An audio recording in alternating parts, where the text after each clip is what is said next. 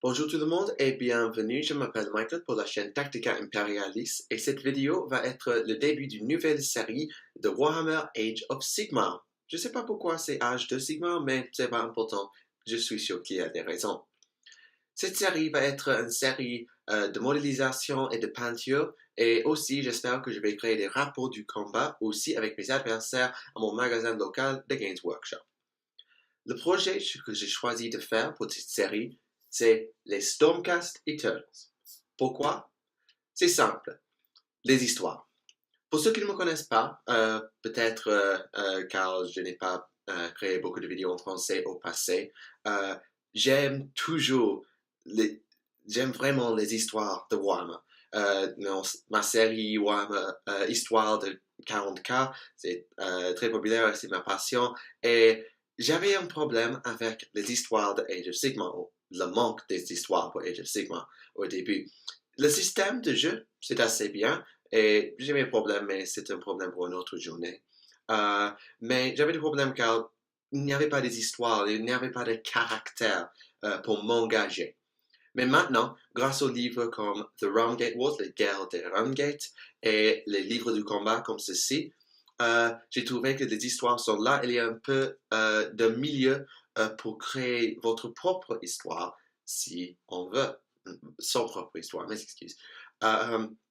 Et donc, j'ai décidé que je vais créer une armée pour les Stormcast Eternals, car les modèles sont, sont belles, les règles sont assez puissantes, mais pas trop puissantes, elles sont assez équilibrées avec les autres, je pense. Et aussi, les histoires existent que je peux les utiliser. Et grâce à la boîte de Blightwall, j'ai quelque chose que je peux utiliser à l'avenir, mais c'est un discours pour un peu plus tard. Ce que nous allons faire pendant cette série, je vais créer mes modèles, je vais les assembler, les peindre, et je vais vous les montrer, je pense. Et c'est simple, je vais parler du schéma de peinture, les raisons pourquoi j'ai choisi les modèles et les idées que j'ai pour augmenter, améliorer l'armée à l'avenir. Et comme je dis, j'espère que je vais fournir des rapports du combat aussi pour démontrer comment mon armée va fonctionner sur la table. Le format pour cette série, c'est simple. C'est une série bilingue. Si vous avez vu ma chaîne EA, vous saurez que j'ai créé une vidéo en anglais qui est presque la même que ceci. C'est les mêmes modèles, la même histoire, etc. Et c'est le format pour la série. Il y aura une vidéo le lundi qui est en anglais et une vidéo le mardi qui est en français, comme c'est une. Le plan, c'est que les vidéos vont être chaque semaine, mais peut-être je vais les faire chaque 2 semaines à cause d'avoir du temps d'acheter et de créer plus de modèles.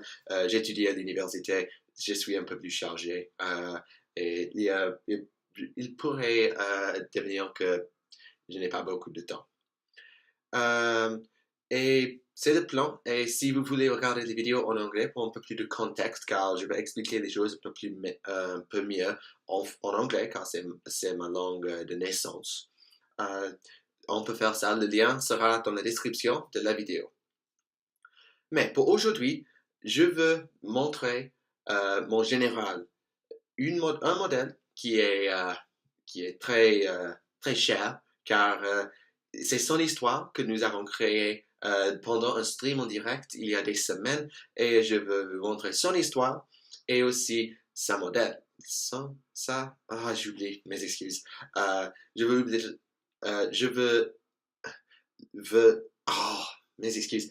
Je veux lui montrer à vous et je veux expliquer son histoire. Mes excuses. Et d'accord, ça va être tout pour aujourd'hui car j'aime bien expliquer les histoires et je peux faire ça. Et après, nous commençons avec l'armée la semaine prochaine ou la vidéo prochaine pour expliquer le plan et etc. pour l'armée si ce n'est pas clair après cette vidéo. Mais pour maintenant, nous commençons avec l'histoire et aussi quelque chose, une requête, une faveur, je suppose. J'ai besoin d'un nom pour cette série car j'avais un nom initial qui était pour un mélange, un armée qui était un mélange des Stormcast Eternals et Scourge Privateers, les elfes noirs qui sont dans la boîte de Anvilgard dans le nouvel jeu de Firestone. Mais j'ai décidé de mettre ça à l'arrière, c'est pas mon plan pour maintenant, car pour des raisons de transport, les modèles des elfes sont un peu plus faciles à casser.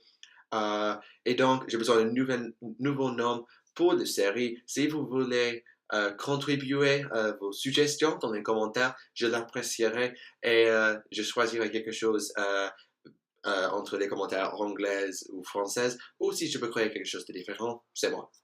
Mais c'est à vous, mais pour maintenant, commençons avec l'histoire de mon armée. J'espère que vous aimez cette série et que mon français, c'est comprenable. Commençons. En Akshi, la domaine du feu, Justinien était le dirigeant d'une ville dans les montagnes. À la fin de l'âge de gloire et le début de l'âge du chaos, les armées des dieux noirs ont envahi les domaines mortels. Les armées de Khon se concentraient sur Akshi et les autres et ils ont rasé la terre. Les colonies étaient détruites et leurs citoyens étaient asservis par l'armée mortelle de Khon, le Bloodbound. La colonie de Justinien s'était peu plus cachée et donc il pouvait lancer une guerre d'embuscade aux ombres. Il n'avait pas de pitié pour ceux qui ont vénéré le dieu du sang, mais pour les esclaves et les citoyens survivants, il était clément. Il les a invités de joindre son armée et continuer la lutte. Malheureusement, le seigneur de l'armée ne serait pas nié, et les éclaireurs démoniaques ont trouvé sa ville, et elle était assiégée. Justinien ne pouvait pas utiliser ses tactiques de la guerre d'embuscade dans les rues de la ville, et il était forcé à la dernière place, le dernier bâtiment où il a lutté le Seigneur. Il était coupé en deux par sa hache, et le monde a tourné et éclaté, blanc. Et après, il s'est réveillé, portant une armée noire, aussi noire que sa rage contre le destin de sa ville. Sigmar, le dieu roi, était si impressionné par la direction et les actions de Justinien qu'il a décidé qu'il est digne d'être renforgé comme membre des Stormcast Eternals. Grâce à ses habiletés et le fait que son reforging a pris place sur le zénith du Daroth, la lune noire, il était renforgé comme un Lord Aquilor, Lord Aquilor, du chambre d'avant-garde pour les fils de Malus, connu aussi comme le monde qui était. Sa première action après son renforging, c'était à retourner à Akshi pour tuer le seigneur de Khon qu'il avait tué auparavant.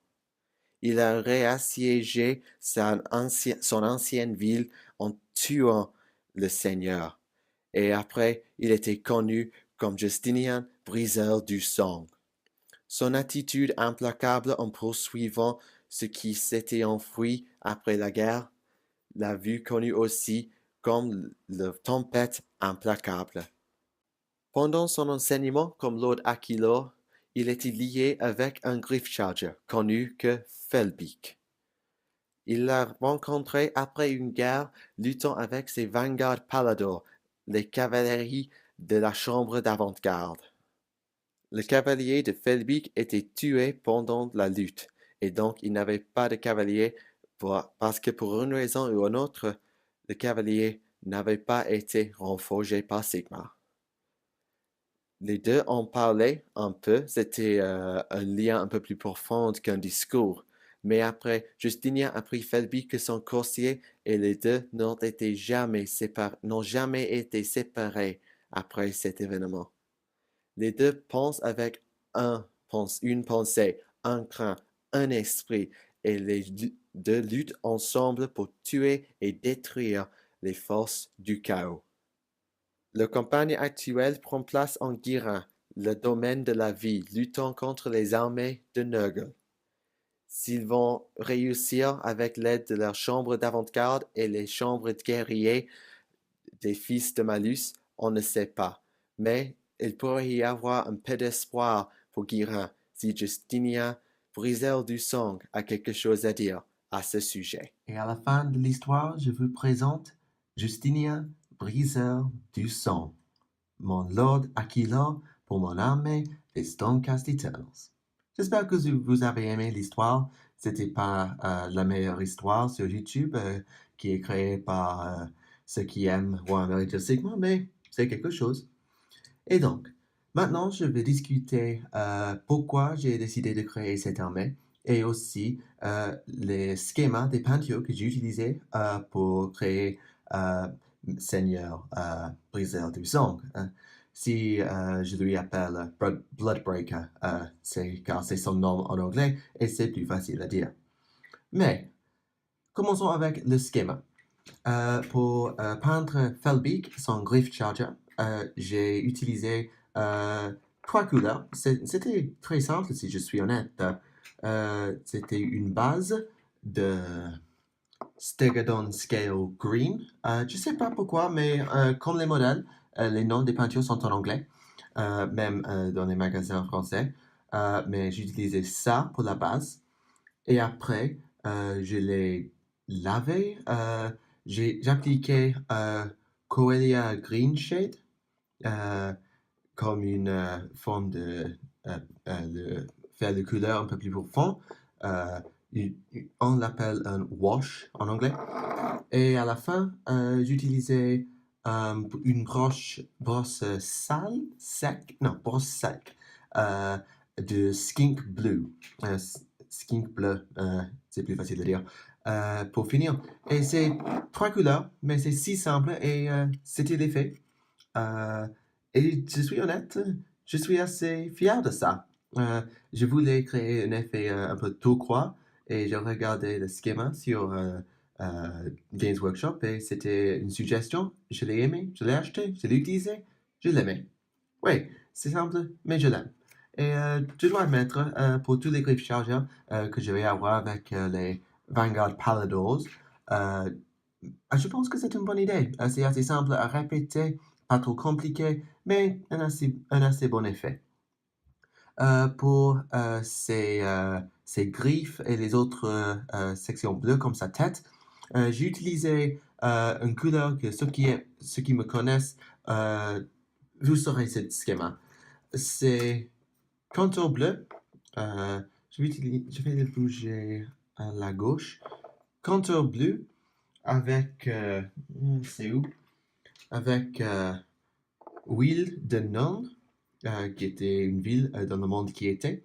Et finalement, bleu de Macragge bleu. C'est si simple et encore 3 couleurs, mais c'est l'effet. Je pensais que je suis allé utiliser Lothern bleu, qui est très plus bruyant, très plus léger, un peu plus comme cette couleur. Est-ce que je l'ai avec moi? Non, je ne l'ai pas avec moi pour le moment.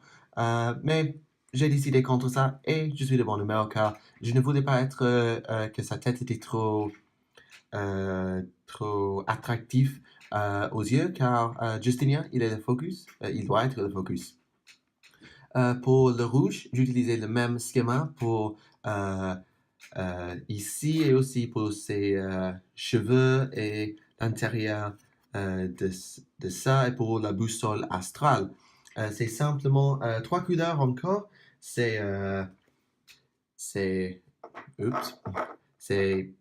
Corn Red, rouge de corn, un peu ironique considérant son histoire, avec Non-Oil encore, et finalement Mephiston Red, rouge de Mephiston, la librairie des anges, c'est pas important, des anges du sang, je pense c'est le nom en français.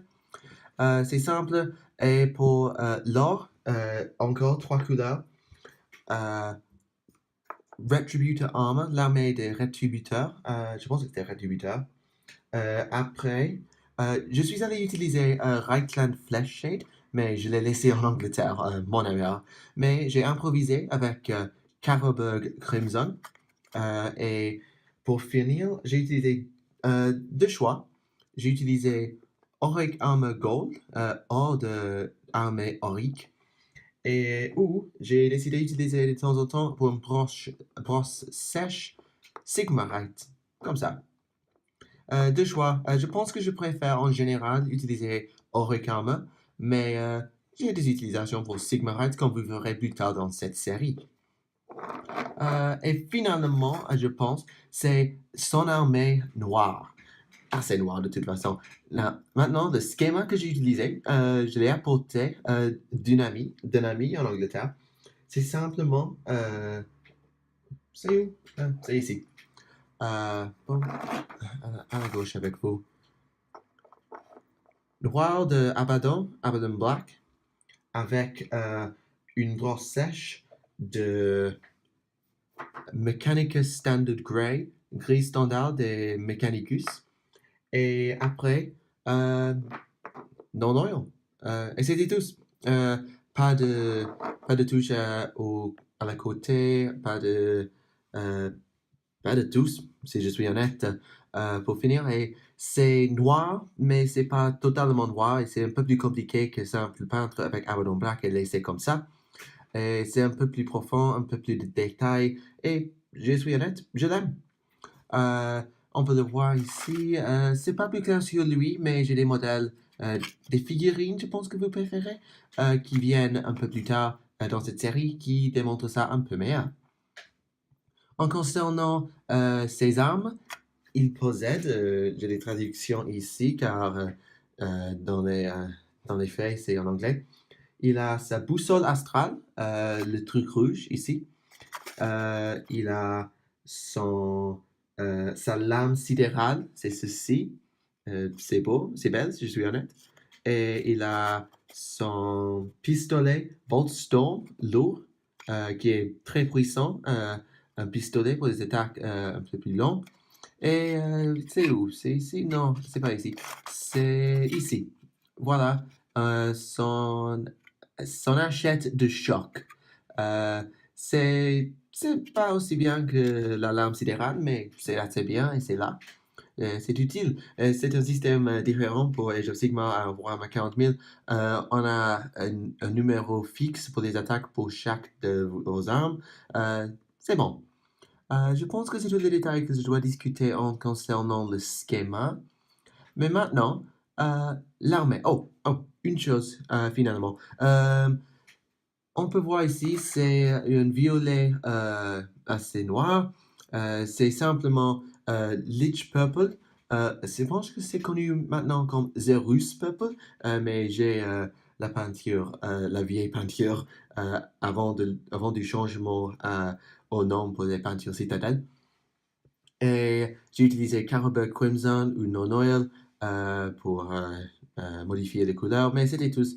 Je ne suis pas un expert avec les violets et je ne dois pas faire beaucoup car ce n'est que pour les épaules sur ce schéma qui est les fils de Malus, comme j'ai dit dans l'histoire. C'est les fils de Malus. Et je suis honnête, je suis allé faire les Anvil, en anglais c'est Anvils of the Heldenhammer, qui est totalement noir et or. Mais j'ai décidé pour les boucliers des libérateurs que je vais acheter à l'avenir, longtemps à l'avenir, que le violet c'est un peu meilleur que le noir et le gris. Je voulais un peu plus de couleurs, de variété, et donc j'ai choisi les fils de Malus et leur histoire d'avoir une attitude très noire, très comme ça. C'est quelque chose que j'aimais. Maintenant, l'armée. Discutons de l'armée. Pourquoi pas? Bouger les peintures, focus sur lui. Et alors, comme vous aurez pu deviner pendant l'histoire, je vais créer le chambre d'avant-garde, les Vanguard Chamber, pour cette armée. J'ai déjà créé une liste d'armées à 3000 points qui contient Justinien et aussi les éléments de Blightwall, la nouvelle boîte qui a été lancée il y a des semaines. J'oublie exactement combien de semaines. Mais c'est les éléments, c'est 3 boîtes de Blight War avec Justinien et 2 boîtes aussi des chasseurs d'avant-garde, les Vanguard Hunters.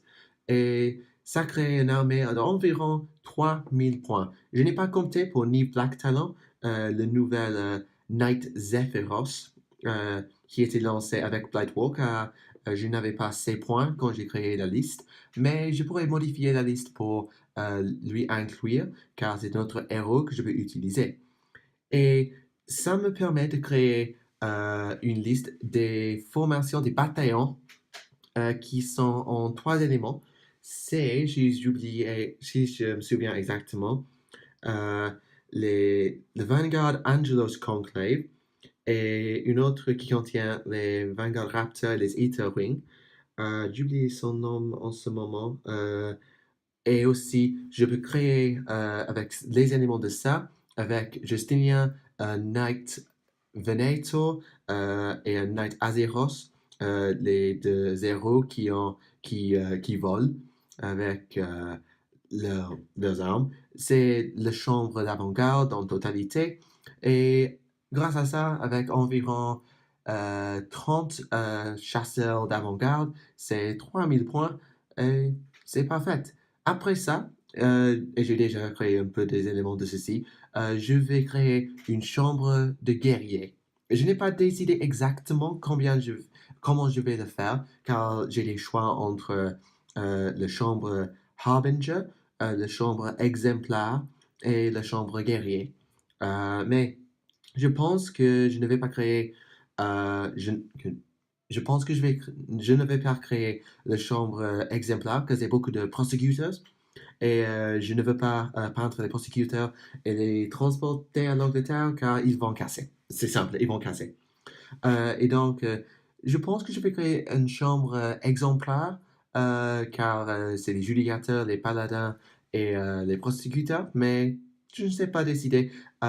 Si vous voulez contribuer vos idées aux commentaires, c'est apprécié. Eh bien, est-ce qu'il y a quelque chose que je dois ajouter à ça?